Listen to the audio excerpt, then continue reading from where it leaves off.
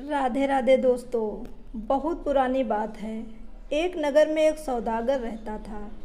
उसकी 3 बेटियां थीं। तीनों देखने में अत्यंत सुंदर थीं, एकदम राजकुमारियों की तरह। सौदागर अपनी बेटियों को बहुत प्यार करता था, लेकिन छोटी बेटी उसे विशेष रूप से प्यारी थी। एक बार सौदागर व्यापार के सिलसिले में विदेश जाने लगा, तो उसने तीनों बेटियों से पूछा कि वो विदेश से उनके लिए क्या लाए। बड़ी बेटी ने कहा, मुझे चाहिए एक सोने की थाली। मंझली बेटी ने कहा, मुझे चाहिए एक सोने का पंखा। छोटी बेटी बोली, मुझे एक सोने का सेब चाहिए। व्यापार के कार्य निपटाने के बाद सौदागर जब घर लौटने लगा, तब बड़ी बेटी के लिए सोने की थाली, मंझली बेटी के लिए सोने का पंखा लेकर आया, पर उसे कहीं भी सोने का सेब नहीं मिला। दोनों बेटियां अपनी इच्छित वस्तु पाकर बहुत खुश हुईं, किंतु छोटी बेटी सुंदर होने के साथ साथ दिल की भी बहुत अच्छी थी। वह सोने का सेब नहीं मिल पाने के कारण दुखी नहीं हुई।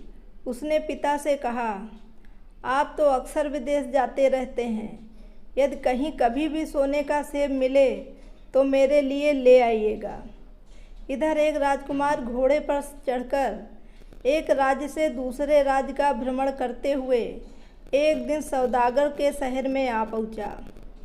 रास्ते में चलते चलते सौदागर के घर के पास जब वह पहुंचा, तब उसने उसकी छोटी बेटी को देखा।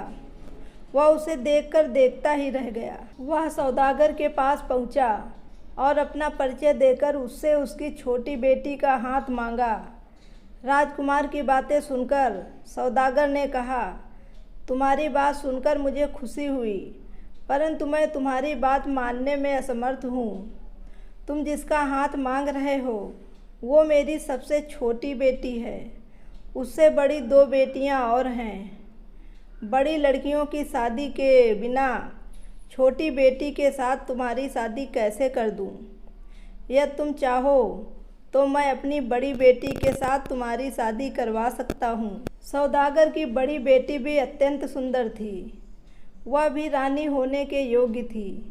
राजकुमार ने कहा, मैं आपकी बात पर सहमत हूँ, किंतु अपने माता पिता को दिखाने के लिए उसे अपने साथ ले जाना चाहता हूँ।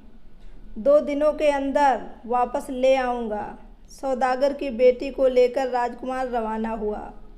थोड़ी दूर जाने पर राजकुमार ने अपने घोड़े से कहा, ओ मेरे पवन घोड़े, तुरंत हमें अपने जादूगर में ले चलो। राजकुमार का आदेश पाते ही घोड़ा पवन की गति से उड़ने लगा और कुछ ही देर बाद घने जंगल के भीतर स्थित एक छोटे से घर के दरवाजे के समीप जाकर रुक गया। घोड़े की पीठ से उतरकर राजकुमार सौदागर की लड़की को लेकर घर के अंदर गया। घर के अंदर के कमरे अत्यंत सुसज्जित थे। एक कमरे में एक आसन पर उसे बैठने को कहा। वह आसन अत्यंत सुंदर और नरम था। जब सौदागर की बेटी उस पर बैठी, तब एक दासी उसके लिए शरबत का गिलास लेकर आई। राजकुमार के अनुरोध पर सौदागर की बेटी ने शरबत पी लिया। अब राजकुमार ने सौदागर की बेटी से पूछा, तुम इतने नरम आसन पर पहले कभी बैठी थी और इतना बढ़िया शरबत कभी पिया था?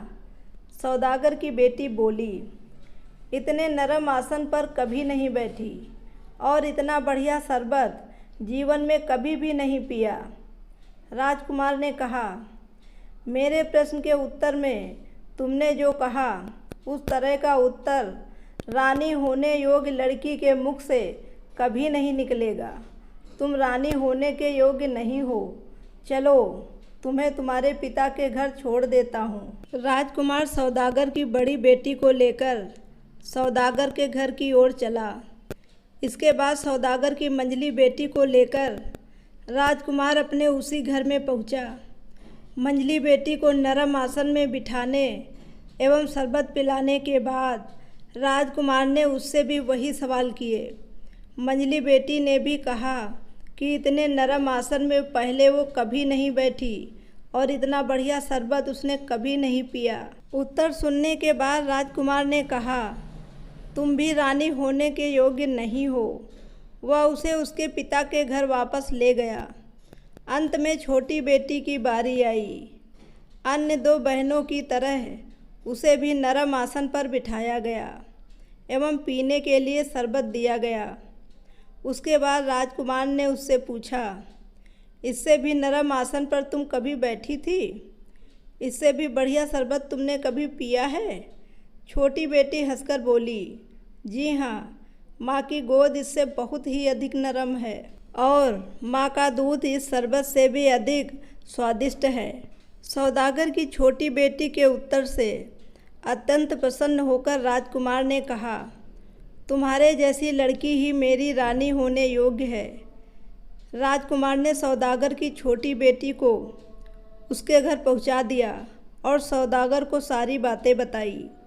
सौदागर सारी बातें सुनकर बहुत खुश हुआ। उसने अपनी छोटी बेटी के साथ राजकुमार का विवाह कर दिया। दोस्तों, पूरी कहानी सुनने के लिए आपका बहुत बहुत धन्यवाद।